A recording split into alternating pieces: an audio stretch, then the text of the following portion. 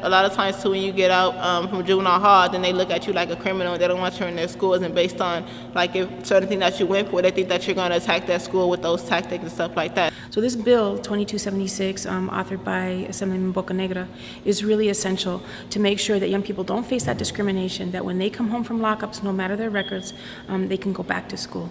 The problems that across the state of California, there is no standard policy. Young people come home oftentimes from juvenile hall without any education plan. In the best scenario, they might have an education plan that they've developed with someone inside, but without any real linkages to programs on the outside. So young people are kind of dumped out onto the streets and told, you better find a school and you better find it as quick as possible.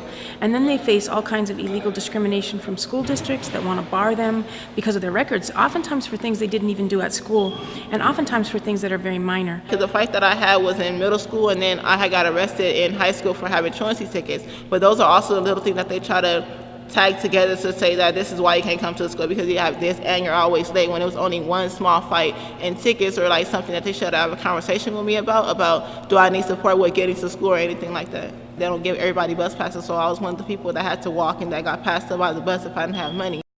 As soon as you come home, most of the time you're on probation, and one of the first things that probation says to you is that if you're not in school and if you're not going regularly every day, that's a violation of your probation, and a violation of your probation can lead you back to lockup.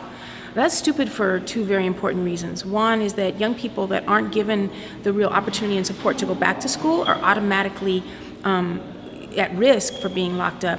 And it doesn't make sense for taxpayers because lockups, of course, are incredibly expensive as compared to school. That makes a lot more sense economically.